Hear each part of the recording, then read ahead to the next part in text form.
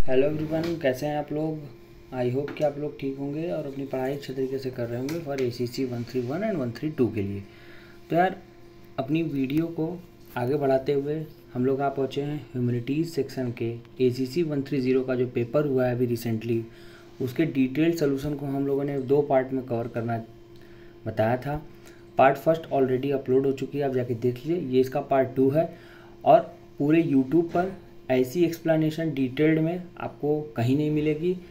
जब आप इस वीडियो को देखेंगे तो आपको पता चलेगा कि PYQ से क्वेश्चन कैसे फ्रेम किए जाते हैं। हाँ, वो बात और है कि आपके एग्जाम में उतना एक्सपेरिमेंट नहीं किया था, but we prepare for the worst. हम लोग बुरे से बुरे सिचुएशन के लिए प्रिपेयर कर रहे हैं और PYQ से किस प्रकार से क्वेश्चन फ्रेम किए जाते हैं, ऑप्शन से कैसे क्वेश्चन फ्रेम किए जाते हैं, ये चीज़ आपको इसमें बताई जाएगी। पूरी वीडियो को बहुत मल्टीपल टाइम देखिएगा। एक बार ना समझ में आए तो वीडियो से नोट्स बनाइएगा, वीडियो शेयर करिएगा, subscribe our YouTube channel and this video is presented by ACC Defence Academy and this video is very very very helpful for ACC 131। Let's start this video. Question number 132 तक तो हम लोग ने कल solve किया था। आज क्वेश्चन नंबर 133 की बारी है, उसको देखते हैं हम लोग।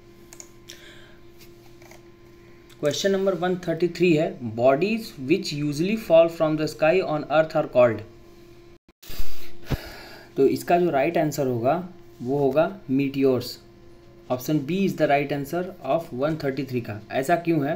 देखो, मीटियोर्स जैसे बाहर के एटमॉस्फेयर से जब कोई चीज़ बहुत तेज़ी से आती है अर्थ के एटमॉस्फेयर में तो वो बर्न हो जाती है। तो बर्न होती है उसको क्या बोला जाएगा? Shooting star. तो याद रखिएगा, शूटिंग स्टार क्या होते हैं ये मैंने आपको बताया अभी, ठीक। Shooting star. और जब स्काई से कोई चीज़ अर्थ पे गिरती है तो वो क्या बोलेंगे? मीटियोर्स। और वो जब जलने लगती है अर्थ में घुसते समय तो वो कहा जाएगा शूटिंग स्टार। तो meteors is a shooting star. Okay, next question, the world trade centre and pentagon buildings of USA were attacked by. ये तो शायद ही किसी का गलत होगा, ये तो ओसामा बिन लादेन अलकायदा ने किया था। उन्हीं के यहाँ ट्रेनिंग लेके उन्हीं के प्लेन को उड़ाना सीखा, उन्हीं के प्लेन से उन्हीं के वर्ल्ड ट्रेड सेंटर और पेंटागन को उन्होंने डिस्ट्रॉय कर दिया। जिसके बाद फिर बराक ओबामा ने नेवी सील की मदद से ऑपरेशन करके ओसामा बिन लादेन को मार दिया था। लेकिन वो बहुत गजब हादसा था और इस हादसे को फेमसली तौर पे क्या कहा जाता है ये आप कमेंट सेक्शन में जरूर बताइएगा। तो 134 तो बहुत आसान था। It is a fundamental duty of every citizen to protect and improve women and children, गलत है। विलेज पंचायत, गलत है। नेशनल एंथम, गलत है। Natural environment is the right answer. 135 का क्या होगा? सी। ये तो देखो ऑप्शन से ही कर सकते थे कि हर व्यक्ति की ड्यूटी क्या है? नेचुरल एनवायरनमेंट को बढ़ाना, ठीक। नेक्स्ट क्वेश्चन क्या है? In which year BRIC become BRICS. मतलब देखो, ब्रिक्स जो मिलके बना है वो 5 वर्ड से मिलके बना है। Brazil, Russia, India, China, South Africa, BRICS. तो बोल रहे हैं कि यहाँ पे ब्रिक जो पहले था वो ब्रिक्स कब बना?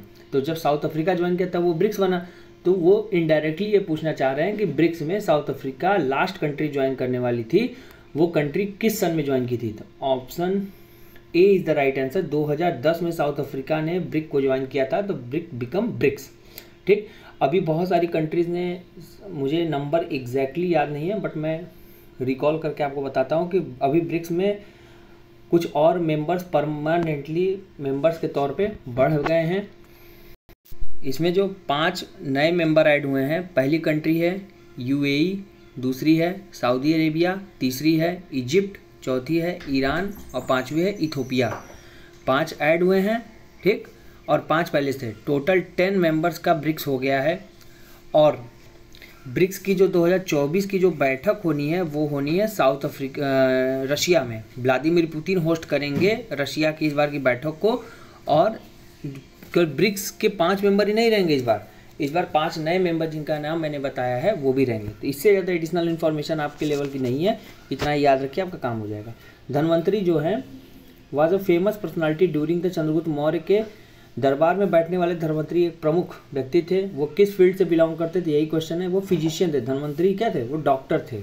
अब जैसे पहले देखो यहाँ पे जैसे होता है ना कि जैसे पहले राजा बैठते थे, उनके जो नवरत्न थे, कोई एस्ट्रोलॉजर था, कोई डॉक्टर था, कोई मैथमेटिशियन था, कोई उनके मिनिस्टर्स थे, कोई रेवेन्यू मिनिस्टर, ऐसे ऐसे करके राजा के 6, 7, 8 लोग करीबी होते थे। तो धन्वंतरी चंद्रगुप्त तो विक्रमादित्य के बहुत क्लोज थे और वो फिजिशियन थे। ठीक है। In the Vedic society term use denote group of families was, option C wish.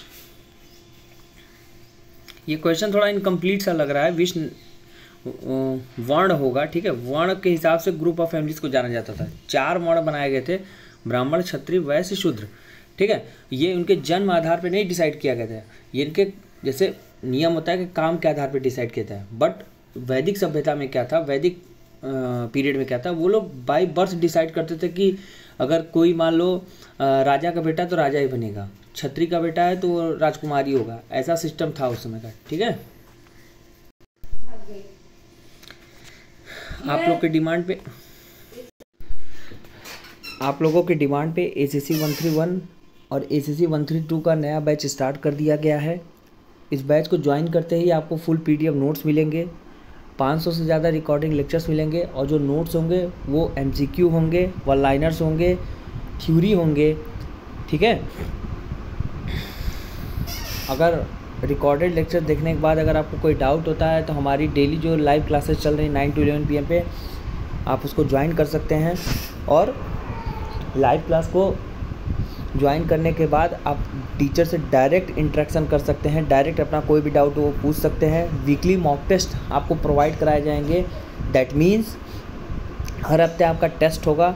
Solve PYQ हम लोग प्रोवाइड कराएंगे। और अगर आपको कोई दिक्कत है, लाइव क्लास में आप क्वेश्चन नहीं पूछ पा रहे हैं या आपको कोई भी पर्सनल प्रॉब्लम है, तो अपने टीचर से डायरेक्ट बात कर सकते हैं, अपने कंसर्न को दूर कर सकते हैं।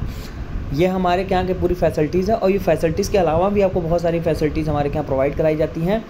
और जितनी भी ये इन्फॉर्मेशन आपको बताई गई है, आप इस बैच को ज्वाइन करने के लिए 8120745966 पर व्हाट्सअप करके आप हमको ज्वाइन कर सकते हैं। जितना जल्द हो सके ज्वाइन कर लिए, क्योंकि ACC 131 का एग्ज़ाम तो अब नज़दीक आने वाला है।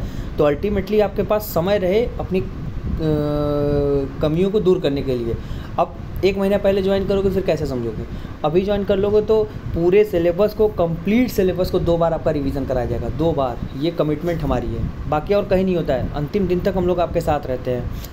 और जो बच्चे अभी ज्वाइन करेंगे उनको महाशिवरात्रि ऑफर के तहत 30% का डिस्काउंट भी प्रोवाइड कराया जाएगा। ये हमारा SSC डिफेंस अकेडमी का लाइव क्लास है, गूगल मीट पे स्क्रीन शेयर कर पढ़ाते हैं। PDF नोट्स जो पेड बैच लेने के बाद आपको मिलेंगे। Sri Lanka emerge an independence country in 1948 में श्रीलंका को आज़ादी मिली थी। ठीक है, ये भी डच, पुर्तगीज़ और ब्रिटिश के कंट्रोल में थे। ठीक है, तो श्रीलंका को आज़ादी मिली 1948 में, भारत को आज़ादी मिली 1947 में। बर्लिन वॉल फॉलिंग, ये देखो वर्ल्ड हिस्ट्री का, इस समय ACC का झुकाव वर्ल्ड हिस्ट्री की तरफ भी ज़्यादा है। ठीक है, तो बर्लिन की जो दीवार गिराई गई थी वो गिराई गई थी नवंबर 1989 में। ठीक, देखो बर्लिन दीवार क्या थी, बर्लिन की जो दीवार थी ना वो वेस्ट बर्लिन और जर्मनी के बीच का ये क्या था, एक डिवाइडर, मतलब एक अवरोध था। और इसने बर्लिन शहर को ईस्ट और वेस्ट में डिवाइड कर दिया था, मतलब जर्मन, मतलब ईस्ट बर्लिन की बात कर रहे हैं। तो नवंबर 1989 में इस दीवार को गिरा दिया गया था। ठीक, और ईस्ट और वेस्ट दोनों बर्लिन मैच कर गए थे। तो ये बहुत ही रिमार्केबल घटना है, इसलिए इसको पूछा गया था एग्ज़ाम में। ठीक है, फिर क्या पूछ रहा है 141 का, which is the deepest landlock port in India. तो देखो इसका आंसर अगर मैं बताऊं तो डी होगा, Visakhapatnam port is the deepest landlock port in India. But आपको ये सवाल करने के पहले आपको ये चीज़ दिमाग पता होना चाहिए, what do you mean by deepest landlocked port क्या होता है। देखो लैंडलॉक पोर्ट वो होता है जो 3 ओर से बाई लैंड होता है, मतलब घिरा रहता है ज़मीन के द्वारा, और जो एक साइड होता है वो ओशन से पसाज के द्वारा अलग किया जाता है। ठीक है, जैसे पसाज क्या होता है, जैसे बड़े बड़े जहाज़ होते हैं और जो पुल बनाए जाते हैं, तो उस पुल में क्या होता है कि एक सस्पेंशन टाइप का होता है जो जहाज आने पर 2 पुल को ऊपर उठा देता है, वो जगह लेके पास कर जाता है। That is called a deepest landlock port, Visakhapatnam port है ये। ठीक है,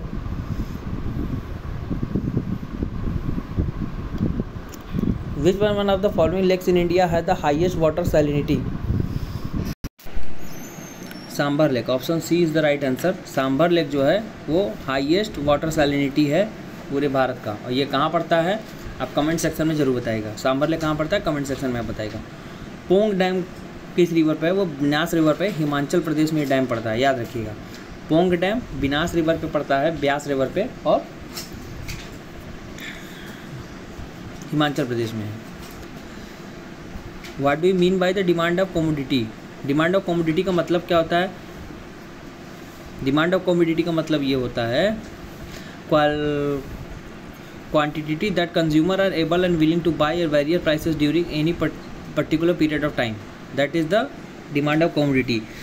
डिमांड ऑफ कमोडिटी का हिंदी मतलब समझिए ना, सामान की आवश्यकता। तो जब पर्टिकुलर टाइम में बायर को मल्टीपल चीज़ वेरियस प्राइस पे खरीदना हो, that is called the demand of commodity. The consumer movement is started rising in India as a social force due to all the above.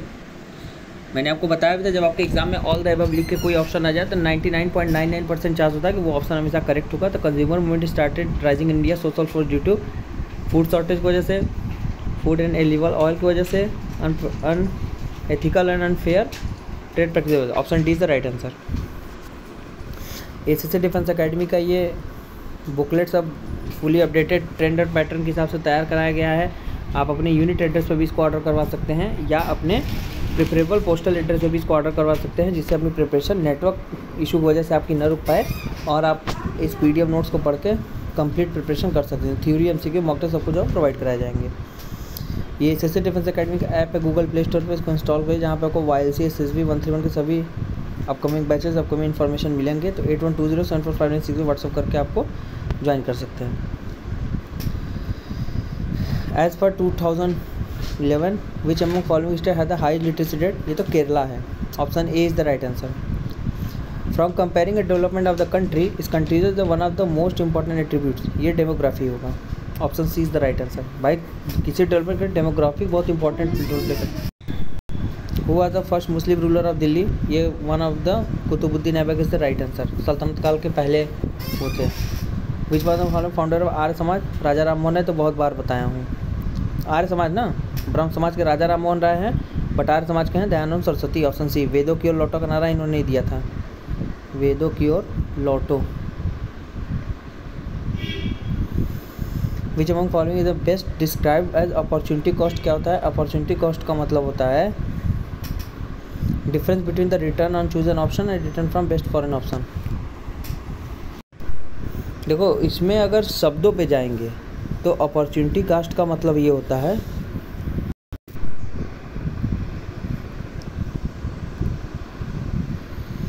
Opportunity cast का, तो शब्द पे जाओगे return on the best epsilon naught chosen, return on the best chosen, मतलब जो चीज़ choose नहीं किए हैं उसका रिटर्न और जो चूज़ की उसका, दोनों का डिफरेंस होता है। यहाँ पे ऐसा कोई वर्ड दिया नहीं है, तो देखो टेक्निकली जो वर्ड होगा ये होगा नन ऑफ दी एबव, ठीक है।